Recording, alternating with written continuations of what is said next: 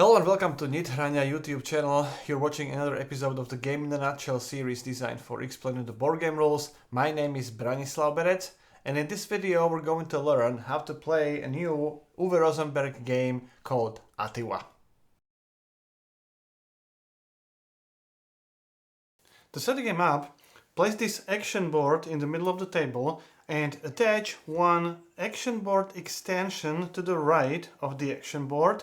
And take the action board extension based on the number of players in the game. This one is for a 3-player game, this one for a solo game and a 2-player game, and this one for a 4-player game. I'm going to set up a 3-player game, so I'm going to use this extension. Then shuffle these action space tiles and place them on the spaces marked with number 2 to 7 in random order. Leave the first space empty. Sort these location tiles by their name and place the stacks face up under the game board, placing farmstead to the very left, then settlement, village and town. Then shuffle the terrain cards and place them in this space face down. And then draw 4 cards from the deck and place them face up above these 4 spaces on the game board. However, note that in a 2-player game, there is no space available here, so you would only place 3 cards. Take all these pollution markers and place them in the bag and mix them well. And place the bag near the game board and also create the general supply of fruit bed tokens and gold tokens. Then each player takes a supply board and places the wild animal tokens, trees, fruit tokens, families and goat tokens as shown. Make sure that the family tokens are with this side up and not with the side showing a fruit bed icon on it. Then take the 3 worker tokens of the chosen color, 1 knight card and also 3 different overview cards, and leave some space under your supply board of 2 rows of 4 cards. Then each player takes 1 village card and places that card in the first row in the 3rd position, so sort of in a 3rd column. Make sure that the name of the card is in the top left hand corner. Then take the leftmost family token from your supplied board and place it with the trained side up on the bottom right space on the village card. Randomly choose the starting player who will get this first player token, and then based on these setup card instructions, players will get compensations based on their starting order. First player doesn't get any compensation, and then second, third, potentially 4th player will get compensations as shown, and you get these compensations from the general supply. The game is played over 7 rounds, and each round has a work phase and a maintenance phase. During the work phase, starting with the first player and then continuing clockwise, players will place these workers on the game board and perform actions. So you will take the worker from your supply, place it on any action space with this symbol, any empty action space, and immediately carry out the action. Then, optionally, if you have any beds, you can take a so-called fruit bed action. You can send 3 beds to their night mission.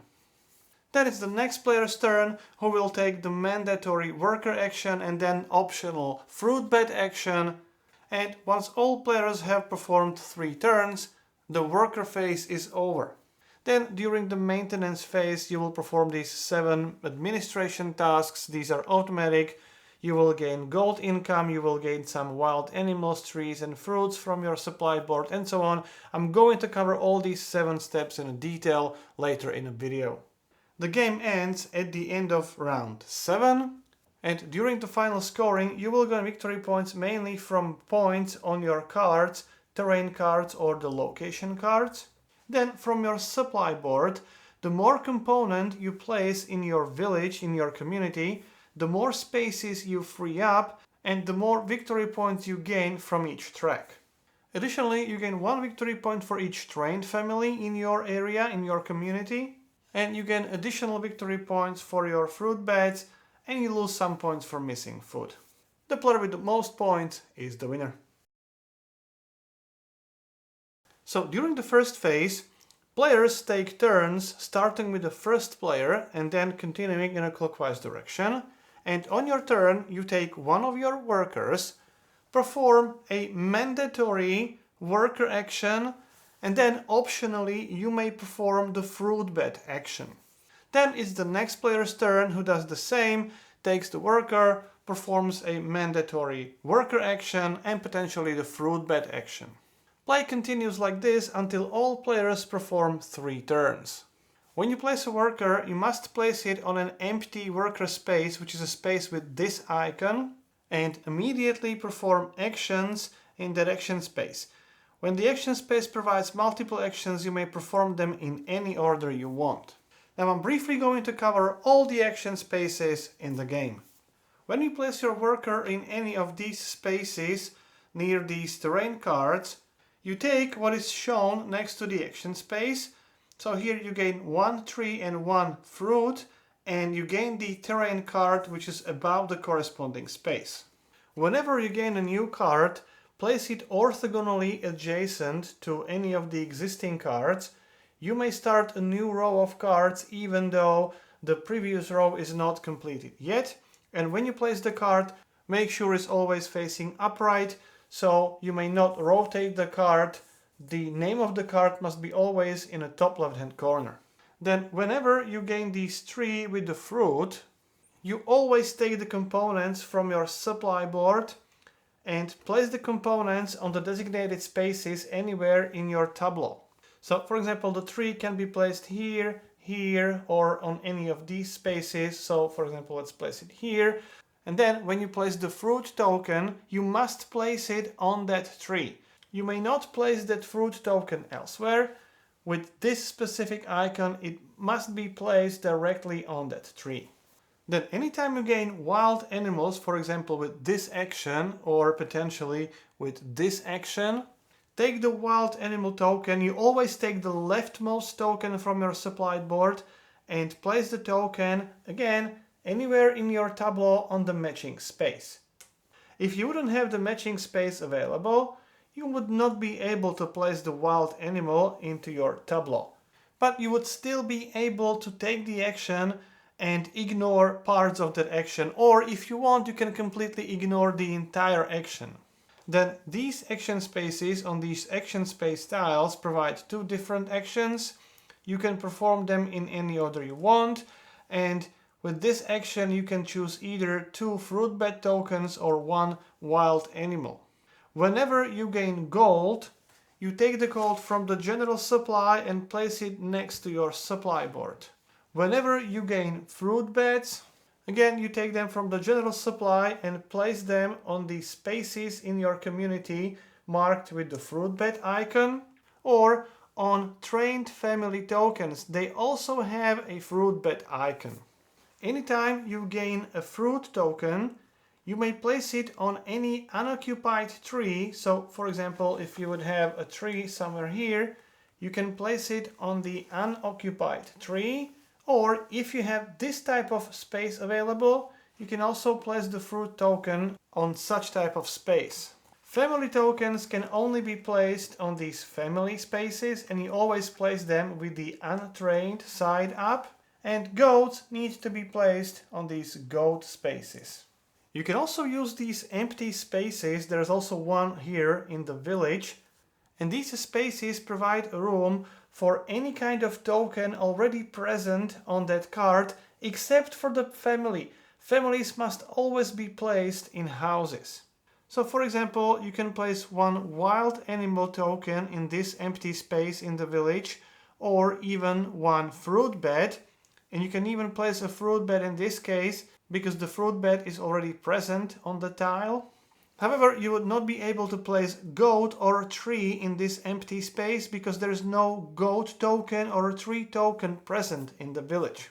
You can place a goat in one of these empty spaces. You can place another fruit token in any of these empty spaces. And since there is a tree here, you would also be able to place a tree in one of these empty spaces.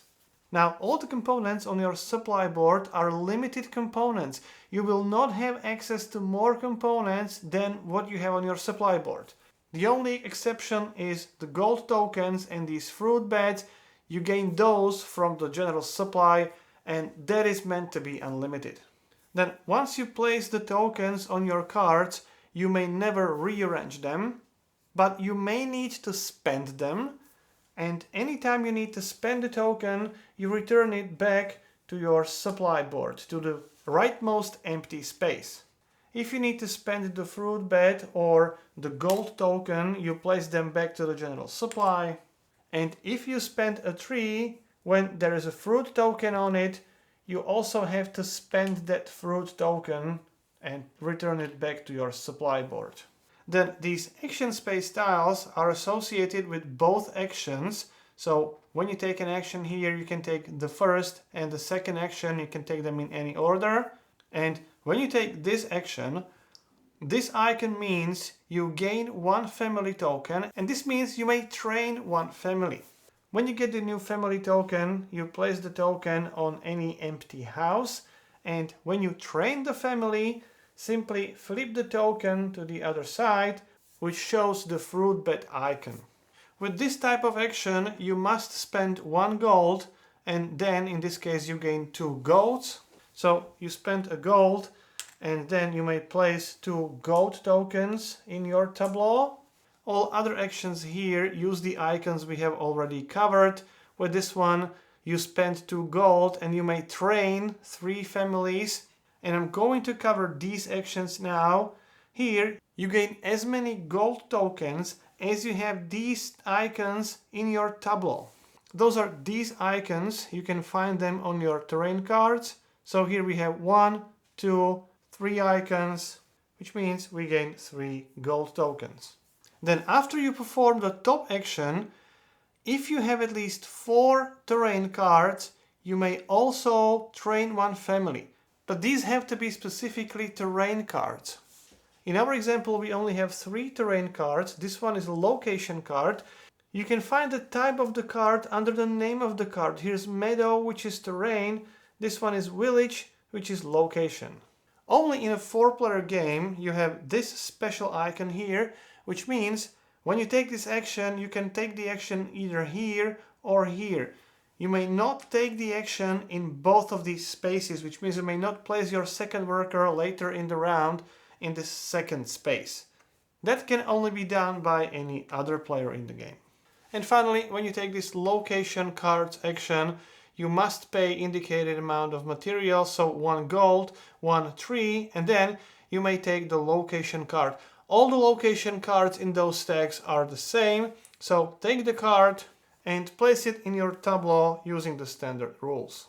Then anytime you perform this action, you also take the first player marker. That means the first player marker may change hands several times during the same round. This area contains another action space here. It is grayed out, but it works in the exact same way as this one, but it always costs 1 more gold. So if the red player would take this action, the red player would take the location card, but also the first player marker. There's one more special action which I want to talk about, and it's this one. With this action, you may place a fruit bed from the general supply in each of your unoccupied houses. And that includes these special houses, which are uninhabitable houses, so you may not place family tokens here, but you may place a fruit bed token on such house. And here is another unoccupied house, so you can place a fruit bed on this house as well. You can keep those fruit bed tokens on these houses for as long as you want, but if they leave those houses, for example during the fruit bed action, they may not return back. You would have to return them back to the general supply. Then, if you have a fruit bed token on a house and you would like to place a family in that house, you must be able to train that family immediately. So, for example, you would take this action, place a new family and train that new family immediately. So you would take a family token, train that family and place it under the fruit bed token. If you wouldn't be able to train that family, you may still place the family in that house, but the fruit bed token must be returned back to the general supply. Now, at the end of each of your turn, after you perform the mandatory worker action, you may perform optional fruit bed action. In order to perform the action, you must have at least 3 fruit bed tokens in your tableau and at least 1 fruit. And in addition, you have to have at least 1 tree in your supply board and at least 1 space where you would be able to place that tree. Because as you take this action, you can take any 3 fruit bed tokens, place them on the night card. You have to feed them, so you have to give them 1 fruit, which is returned back to your supply board. And for that, those bed tokens, those beds, fruit beds, reforest part of the area. So you take 1 tree from your supply board and place it in your tableau using the standard rules. And that's the end of the fruit bed action. You can only perform 1 fruit bed action during each turn. On your subsequent turn, you would not be able to take this fruit bed action because you only have 2 fruit beds and you need to have 3. But if you take any action which would give you additional fruit bed as the optional part of your turn, you would now be able to take those 3 beds and send them on a mission and perform the fruit bed action. Since this rule about the fruit bed action is very often forgotten, please remind new players at the end of each of their turn that they can take this action. After all players performed all their turns, proceed to the maintenance phase. You can follow the maintenance phase steps using this player aid card. In the first step, you gain 1 gold for each of your trained families. So here we have 2, those are 2 gold tokens. Then for each untrained families, here we have 2. Randomly draw 1 pollution token from the bag. And if the token looks like this, you don't get anything from that token.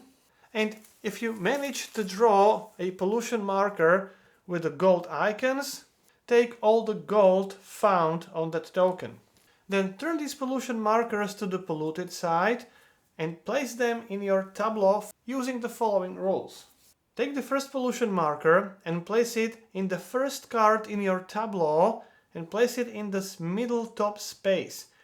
You always start with the top row, then move to the next row and you go from left to right. So the first pollution marker would be placed here. The second pollution marker would be placed here. And since we don't have any more pollution markers, we would be done for this step. But in subsequent rounds, you would continue placing the next pollution marker here.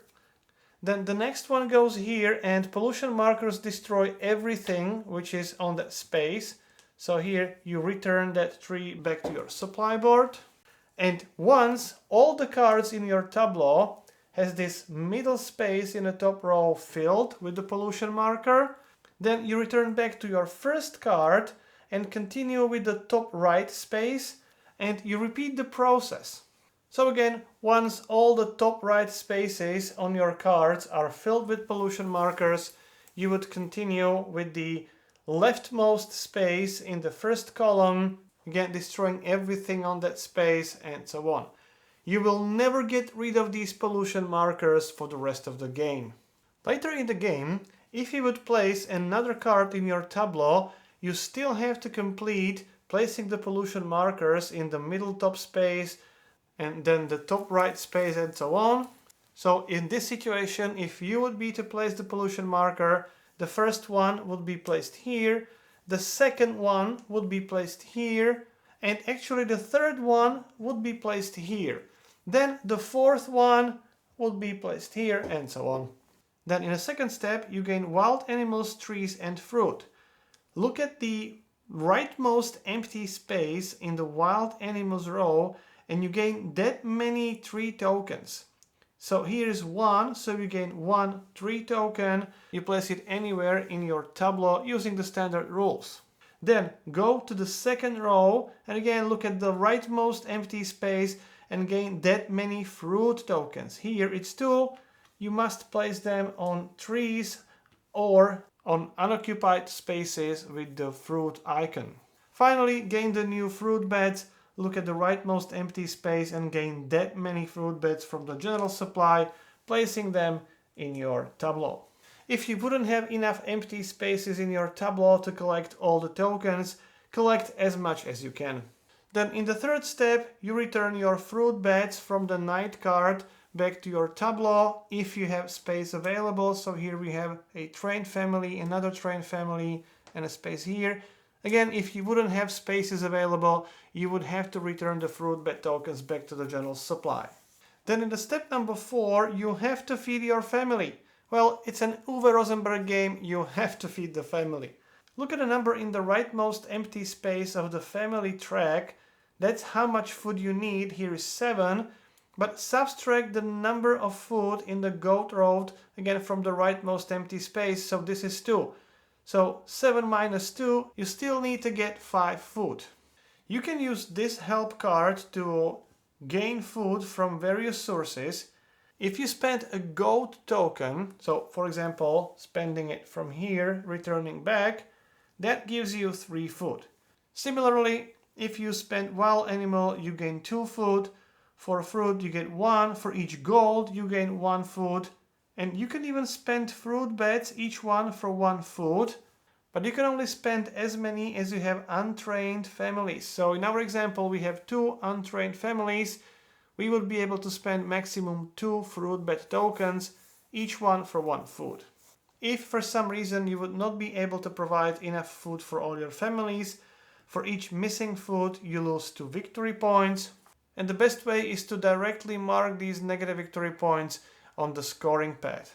One last note, if you have the tokens, you must spend them. You may not voluntarily not spend them to gain negative victory points. Then the next step is breeding.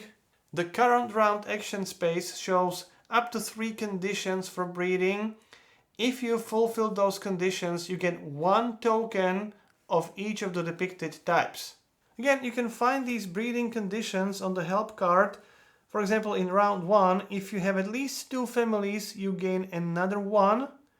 If you have at least 1 bed token, you gain 1. If you have at least 1 wild animal, you get additional 1.